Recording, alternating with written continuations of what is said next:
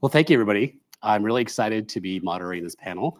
I know Chris had asked me to kind of like come in and was happy to do so in all the scrambling that I'm sure all of us have been doing in the last couple of months or whatnot. But I thought it was important enough for us to talk about some of these actual important topics. So as you probably saw in the actual schedule, this is strategic outreach, navigating from communication to production in external development.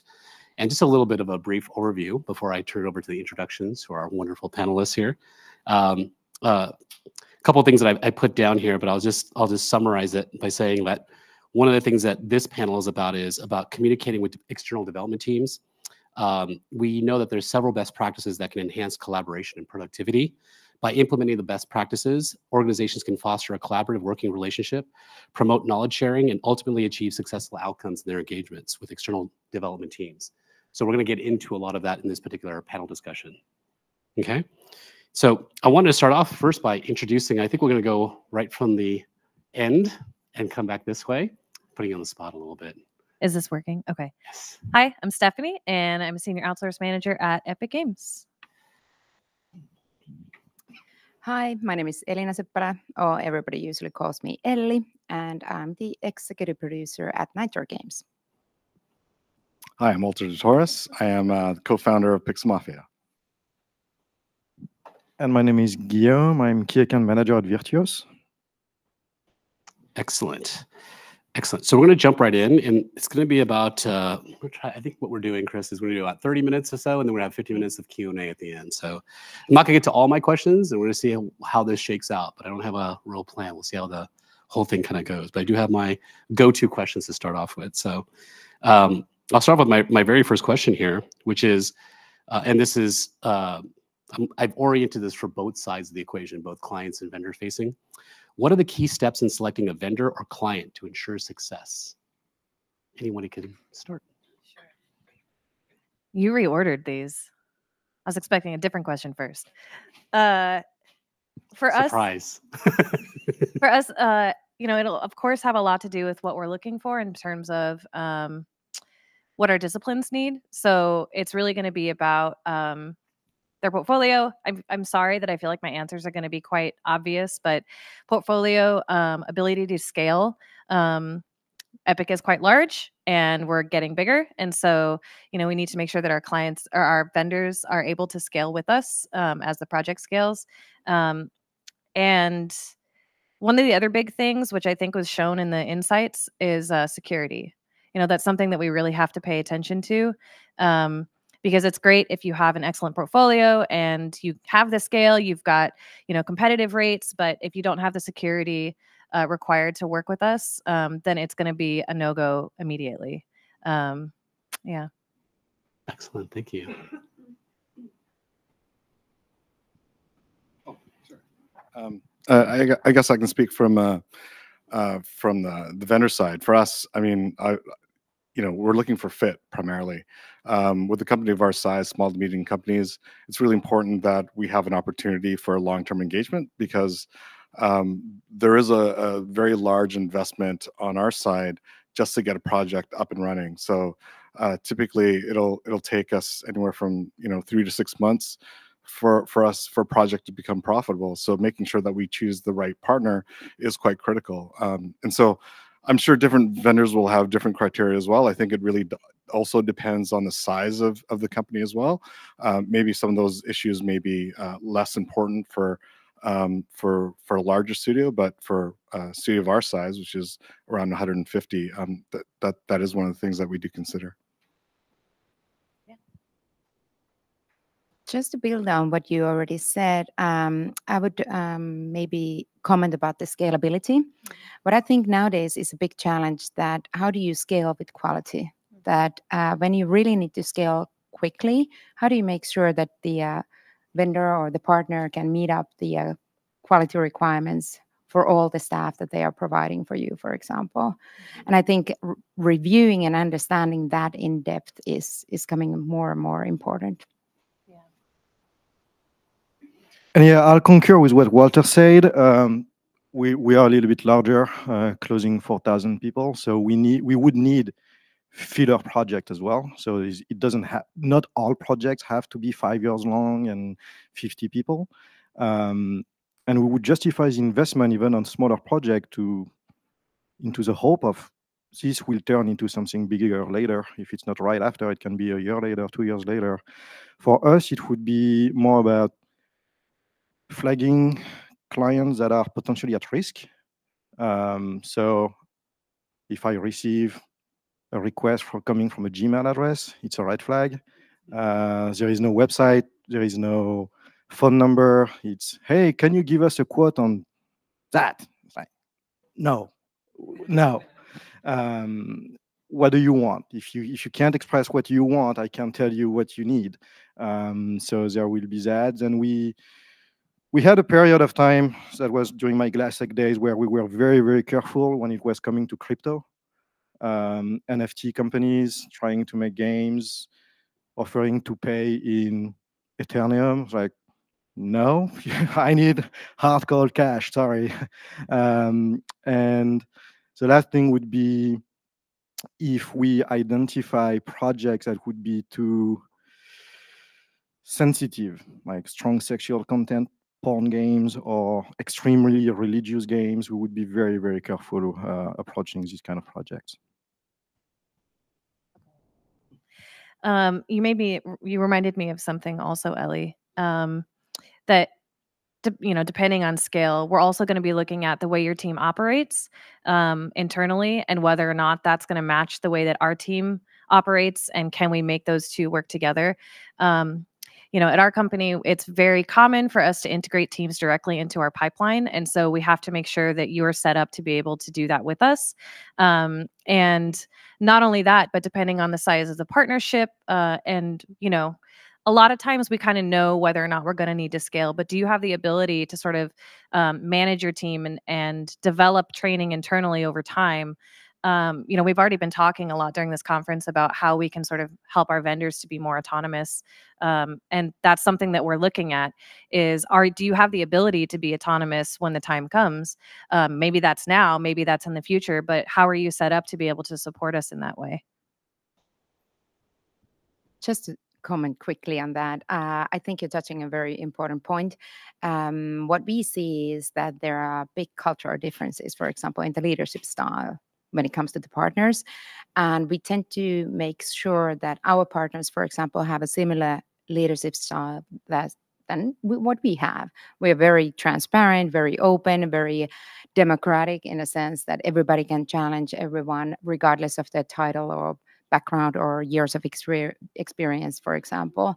And what we can see that this is, for example, a very big differentiator occasionally when we are selecting partners, or when we, for example, review them from the cultural perspective. With regards to scale, I think a lot of that I think falls under fit. We've been approached on different projects where the scale kind of scared us a little bit, and we were just, I think it's really important for vendors to be very honest with their capabilities. Now, we typically start all projects really small, and so when companies do come to us and say, hey, we want you to get to 20 or 30 or so by this time frame, we're more than willing to do that as long as there is an understanding that we will have the support from the studio to be able to do that. To me, it's like, well, if you're going to grow that internally, what kind of support would you give your internal team in order to grow to that level? And the same thing has to happen from the external side. It can't just be a fire and forget type situation. So we're more than happy to grow and scale as long as we know that we're going to be like, we're going to have a partner in that journey to be able to hit those goals. Excellent. So my follow-up question is really good because we have a good split here between the client side and the vendor side. So the other thing that actually has been happening, and it's been happening steadily as we've been going in external development over the course of the last several years, there's a lot of new players that come into play. So my follow-up question is, how do you go about choosing new clients and new vendors in terms of your processes? I can talk about the challenges from like being a nobody, because 7 years ago, when we were pitching to a lot of you folks, we didn't have a track record. we couldn't talk about the projects that we're currently working on. All we could really do is try to sell people on us and being able to trust us.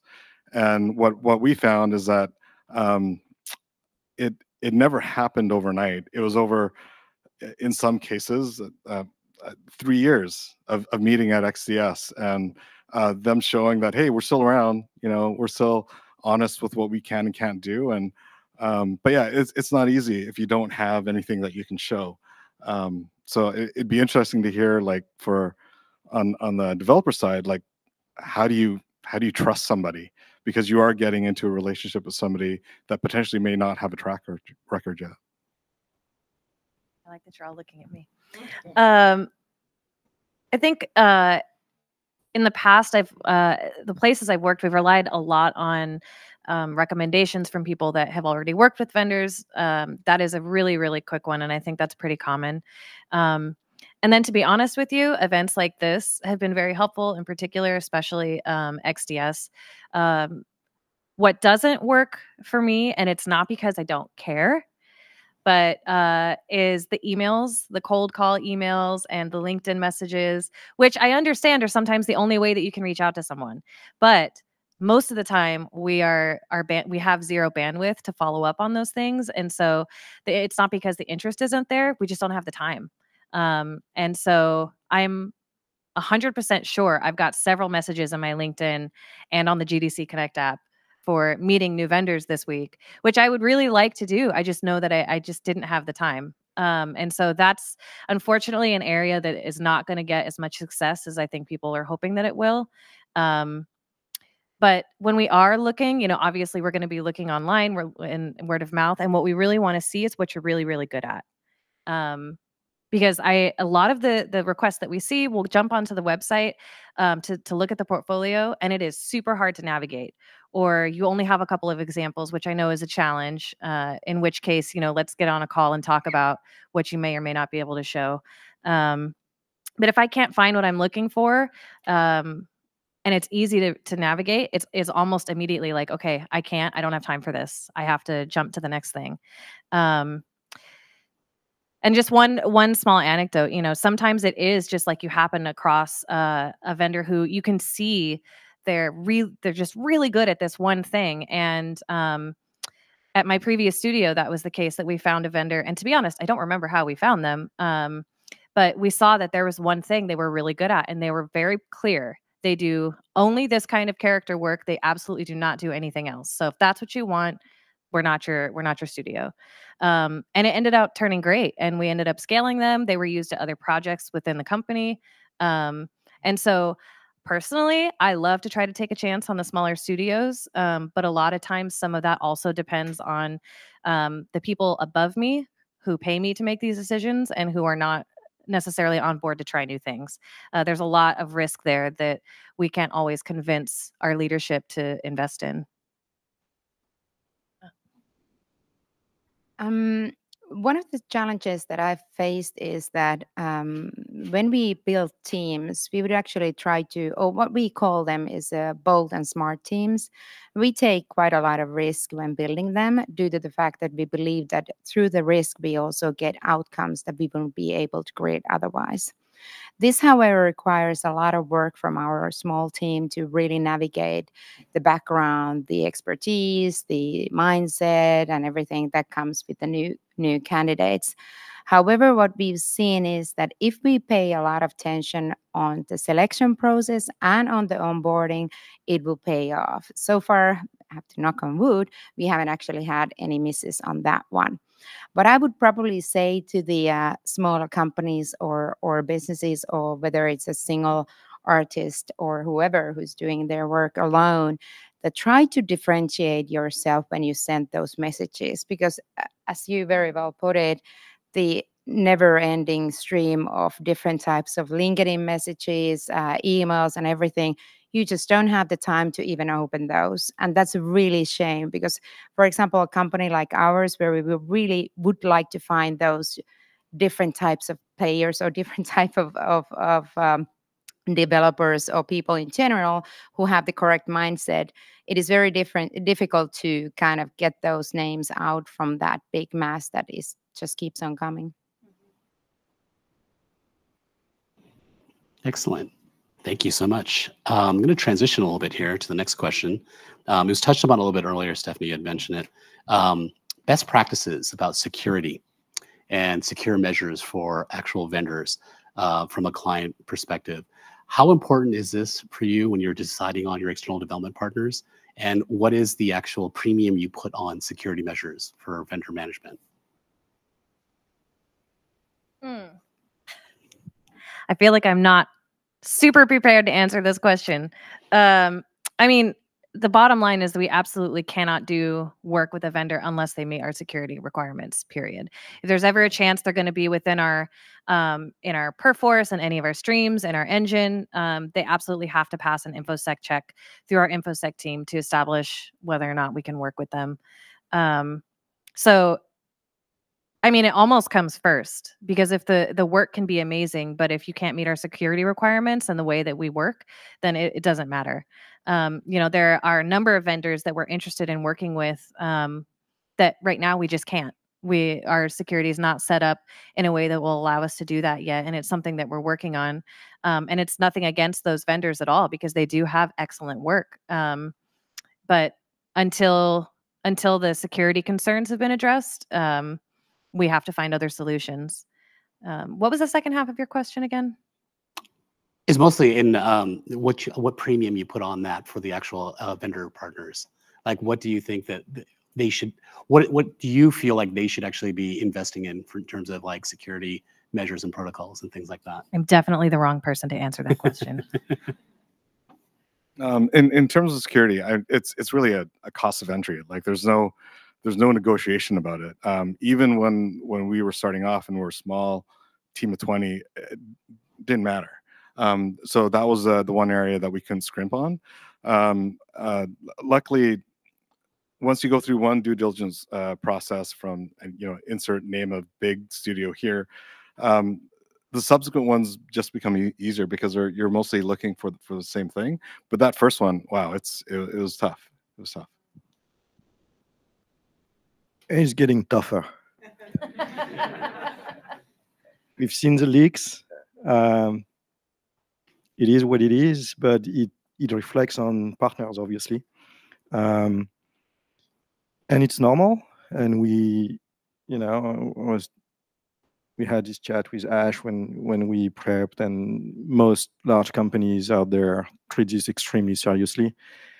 It's difficult for a newer player because it's a very big investment in terms of just money. It's expensive to be up to par in standards for very high level clearance of security. And as Walt said, once you've done one, you don't necessarily have done all of them, because each will have their specific request, which we need to be sensitive of and we need to be complying on. But then it becomes easier, yes. And then you get to another level when it comes to Hollywood IPs or with brands that are external to games or to the studios themselves. When the devs are themselves dealing with external IPs, that's another level of security clearance you need to pass, and it's time consuming, and that's also very important. It takes time. So sometimes this process can be, the clearance can take up to 6 months, sometimes more. And devs needs to be aware of that lead time in their schedule. You can't expect a vendor to be up and running next week if you ask for a 6-month security clearance in order to get your white label, yeah, approved, stamped. That will take some time. So we need to factor that in the production schedule, please. And the last thing I'll say is I do think it can be relative to the size of the studio, because there was a studio that I had worked at that was significantly smaller than Epic Games, and their security practices were much, much different and much more minimal than Epic. And so I think it is proportional a lot of times to the studio size. And unless you're dealing with Microsoft and Sam Carlisle. No, but having someone like Sam Calling out you, Sam. on Being your called out, side, Sam. Just saying. helping you get onboarded. I remember that time. It was 7 years ago. It was tough. Like, but like having him guide me through that process, even though that I was very familiar with Microsoft process, I felt very different being on the other side. But it was, I think with some studios, you just can't get around it. It's nice to hear that your studio is able to, make exceptions, I guess, depending on the size of the studio. I'll just add into this one because I feel like this is something that we deal with all the time at Sony, and I think my partners in the audience probably know this as well. It's actually very important when I actually talk to a vendor and they say, well, we've actually done it through this company or that company. I'm like, that's great. You have to get prepared now to do it through our company. And I think what's interesting is a lot of people don't realize that. They tend to think they're like, okay, well, I've already done it with this other studio, so that should be good enough for yours. And it's like, it's never that case. Like, we have our own protocols. And by the way, our security protocols have changed. Like, so in our company, we had one that was there like 6 months ago. Everybody knows about this. It's not, it's public knowledge out there. There was a data breach and everything changed. And so then it was like, all of a sudden, recently talking to a vendor, they're like, oh, well, this is a lot different than what it was before. I'm like, yes, because things have changed. So it's a constant evolutionary kind of battle in terms of like how to get these approvals in place. Yeah, and I also think that it depends on when you do the clearance, in a way that what we try to do is that we do the security clearance already when we are negotiating frame agreements. So basically we do the first step already then, even though it might be so that we are not even using them.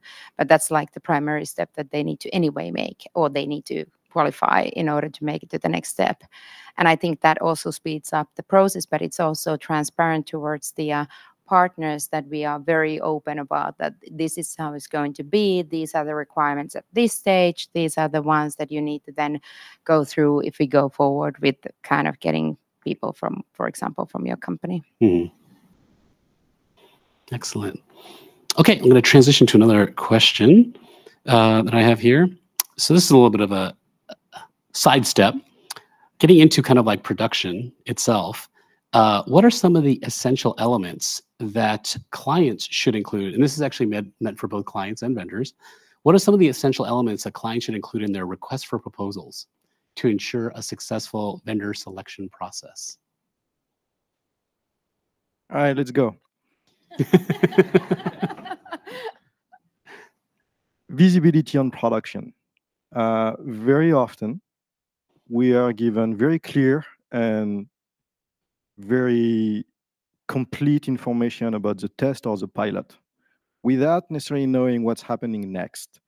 And when I pick a team, I need to know what they're going to do next, because we talked about flexibility and scalability.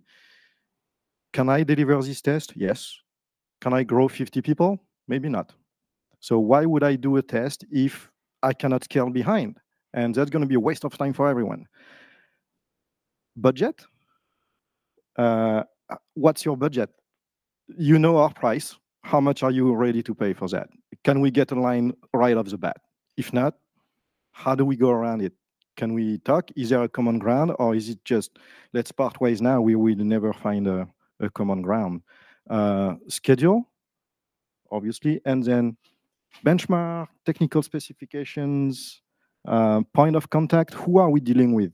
That's very important. Who will be our main point of contact? Is it you that sends the RFP, or is it going to be other folks in your team? And you will as well want to know who will be your point of contact. Here are our leads. Here are the people that you'll be dealing with every day. So be as open and transparent as possible.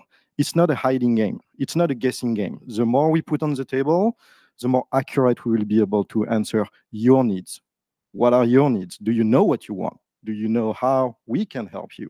And I think from there, if we can get all of this information packaged together, it's a win.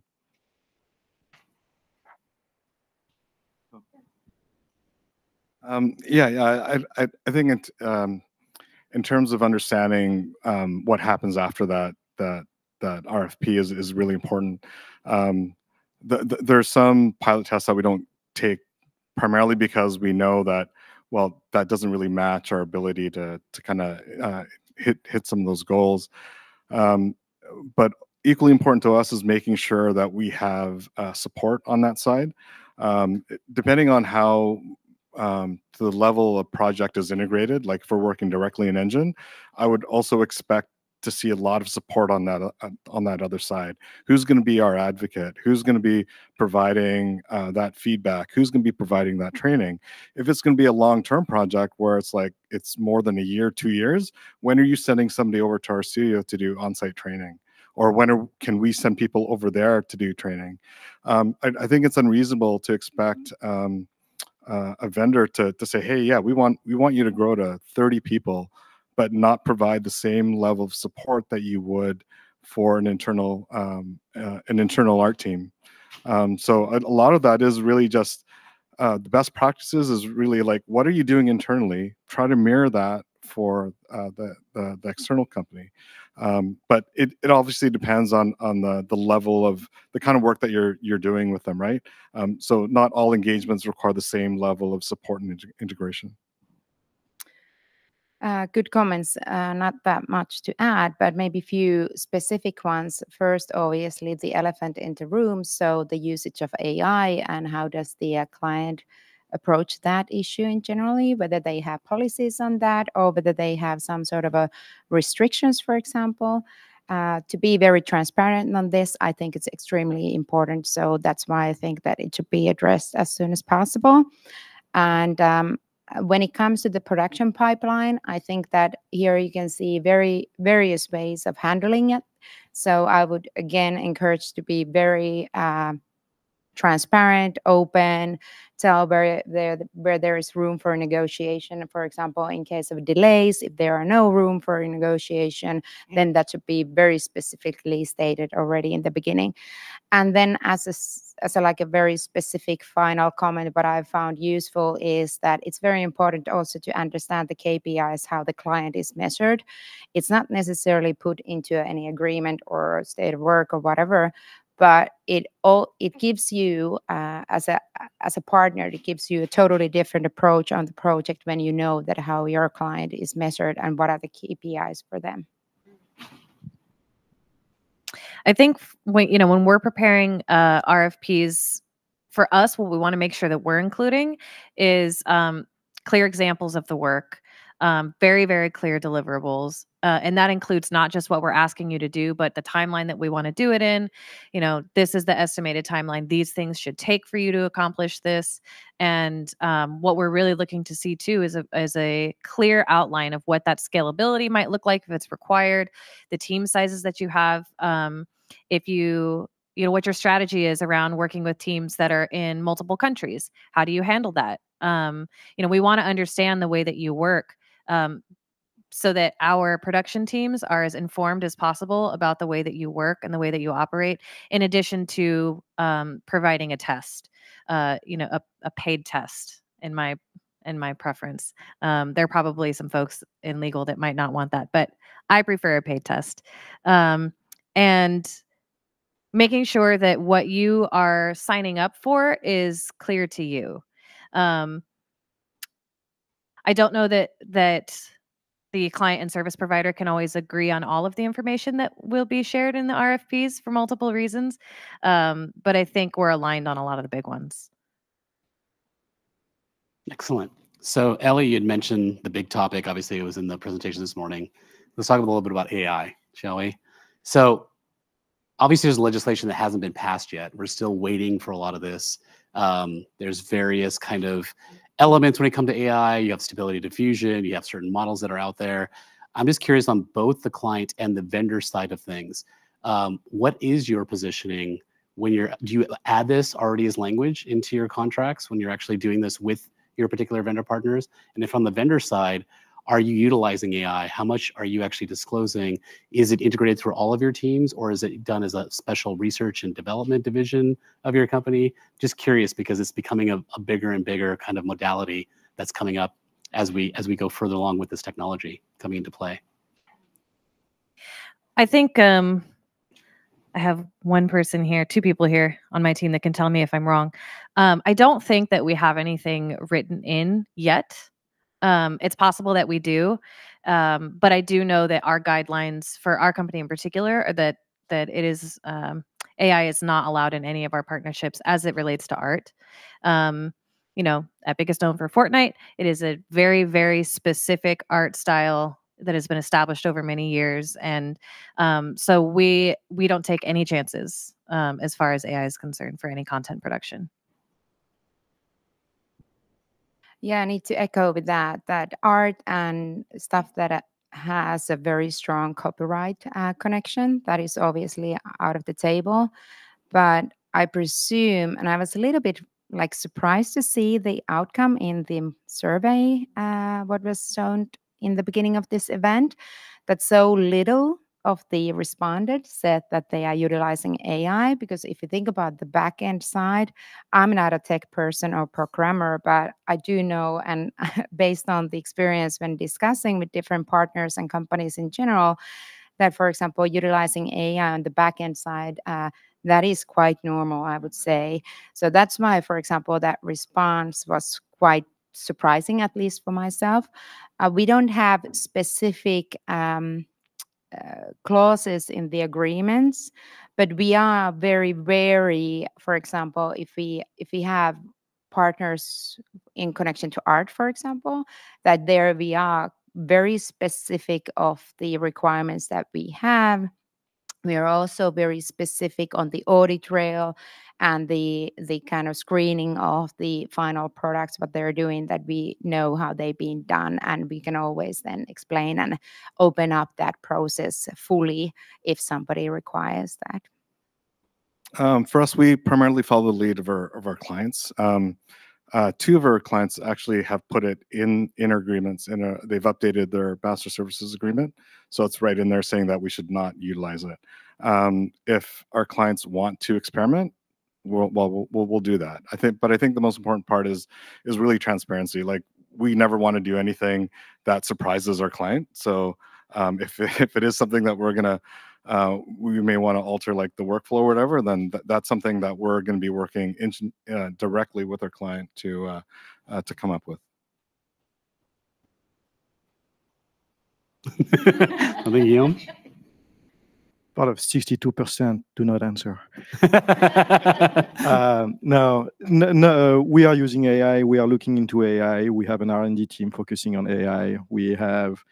AI is coming. It's in my opinion, not necessary to fight it. You need to embrace it. You need to understand it. Nothing that gets in front of the player is leveraging AI, so that there is no problem of IP ownership. Nothing getting into the game is using AI. So it's going to be for pipeline, for back-end work, to streamline processes, internal research. And then after that, it's, as Walt said, depending on every client. Some clients are very against it, and it's a matter of understanding why. And do they themselves understand why they are against it, or is it just the legal teams that just said no AI, put it on the contract? Why? Does the legal team understand what it means? So trying to understand that will 100% of the time, once you understand, you can find a solution. Excellent. No, excellent. Thank you. I'm going to transition to another question real quick here. So I'm a very big proponent about cultural context when it comes to actually working with external partners, depending on which region of the world we're talking about. And so my last question for now is all about communication with external development partners. And what I have down here is, how do you account for English language barriers for information and content delivery? Meaning, like, when you're doing documentation, how much documentation you put together, like, what do you account for? How do you account for the potential barriers or mistranslations that might happen when you're giving over documentation or directives to vendors?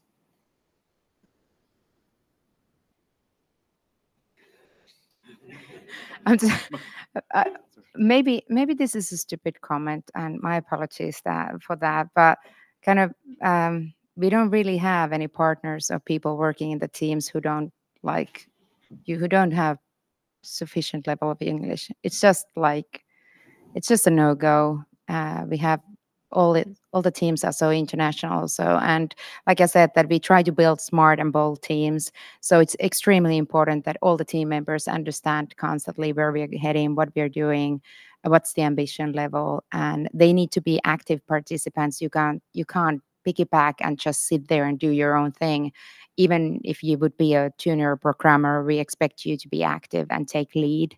So in that sense, it's like no-brainer. If you can't communicate, it's very difficult to be a part in the team then. So real quick question, Ellie, for that, because that's a very important point that you're bringing up. But oftentimes, depending on the regions that you're dealing with, sometimes they're not very forthwith with actually communicating.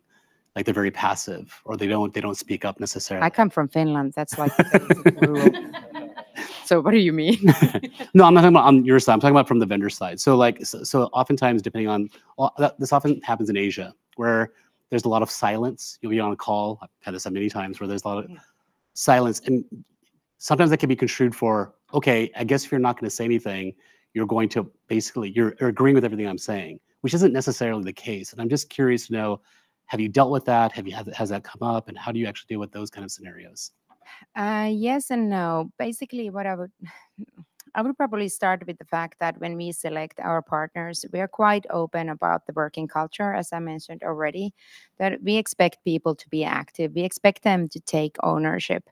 And for example, if we would have, this is only an example, a tech lead coming from India, for example, we would go through that cultural differences, kind of the cultural introduction with this candidate, and we would explain the working environment, we would explain the very, very low hierarchy that we have, and also this kind of full transparency, what we try to employ in all the things that we do. And what we've seen is that, and this is what I personally appreciate a lot, is that then we have also occasions when the candidate or the partner can say that, okay, maybe this is not a good fit. And I appreciate that highly, because obviously we all want those projects to be successful. And when we lay down the kind of rules of the game or the way that we work, it's very great that they say that maybe this is not a good fit. Yeah.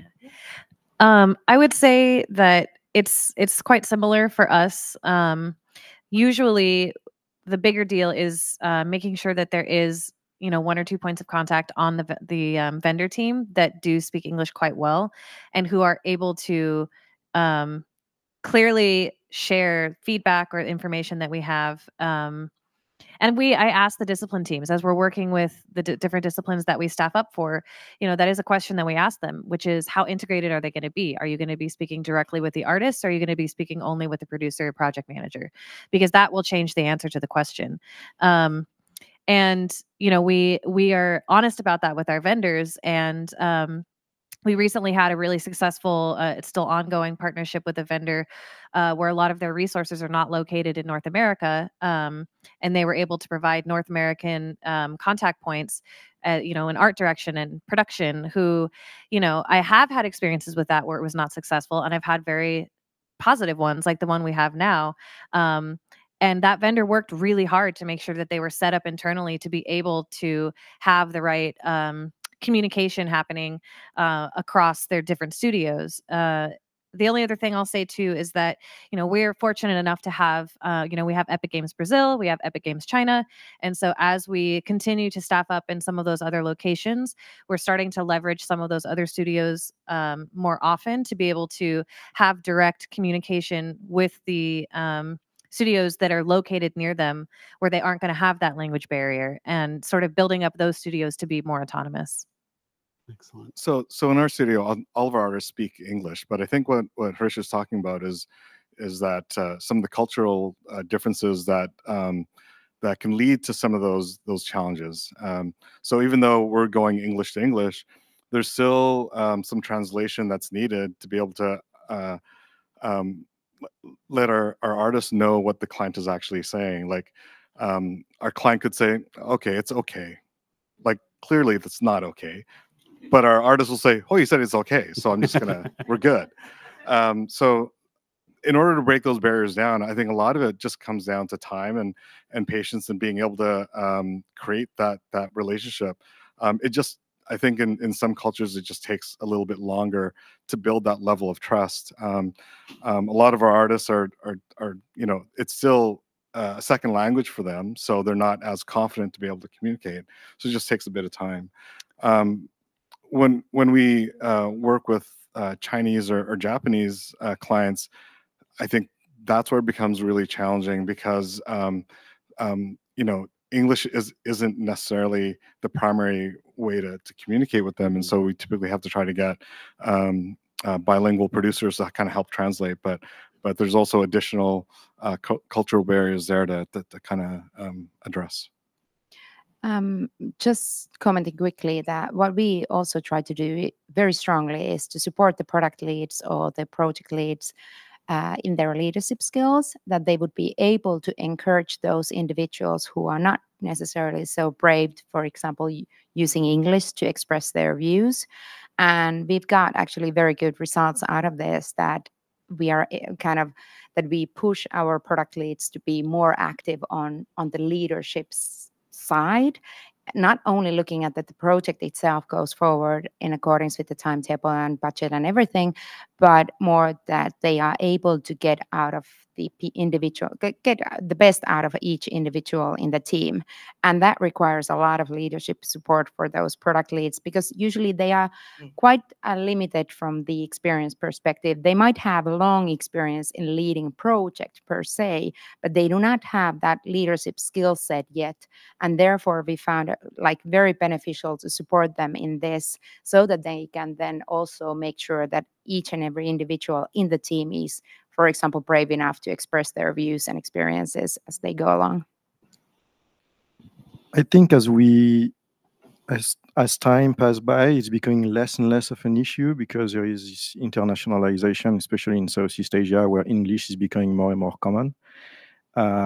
However, just the most simplest way to avoid that is be visual in your feedbacks and pictures, photos, videos, or live reviews, and then don't send a fucking essay to explain feedback. It's not needed. It's not helping. And then there is cultural difference that is also extremely important. And then that's the partner, the service provider responsibility to have people in the team to understand this culture. If you want to work with a certain culture client, then you need to understand it. Walt mentioned Japan. I know if we want to work with Japan, we are going to have a native Japanese working on the project, because there is no other way around it. Point blank. Same goes with Korea. And because of that, very often when we work with Western clients, 15 years ago, I was receiving pitched on, we're going to work on that. And I was so excited. And then you turn to the team and say, hey, we're going to do, the reference was the Lord of the Ring. And all the team looked at me and was like, eh? I was like, nobody knew what it was. And I was like, okay. So here goes some explanation about what you grew up with is not what the teams grew up with. And you need to be sensitive of that and understanding of that. And so you need to be clear about expectations. Absolutely. I'll add one last thing, which is that I think sometimes internal leads, and this is a little similar to what you were saying, I think sometimes internal leads need coaching. And they need education on how to deliver that feedback, because they may not understand that the way they're delivering it is not clear to their vendor. I had an animation director that would give very, very if you've ever been in animation, you would completely understand what he said. But if you were not an animator, you would be like, I have no idea what this is. I don't know what you're trying to tell me. And then there was a language barrier on top of that.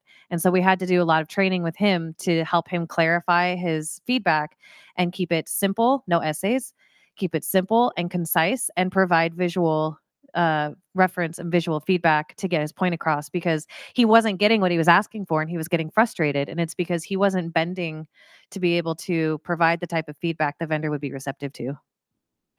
Yeah, excellent. I'll just add one last point to that one. And it's interesting because like last several months, one comment that came out is like, I just was talking to somebody in passing that was actually part of another partner studio.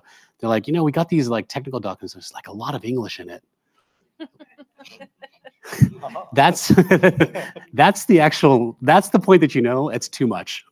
You've done too much. You have to pull it back, and I agree. Put more visuals into it, and because it can get misinterpreted. And the thing is that once something gets misinterpreted, you'll never know. You'll just see it on the feedback that comes through, and then it's going to create schedule drift, all these other things that actually happen that we all deal with.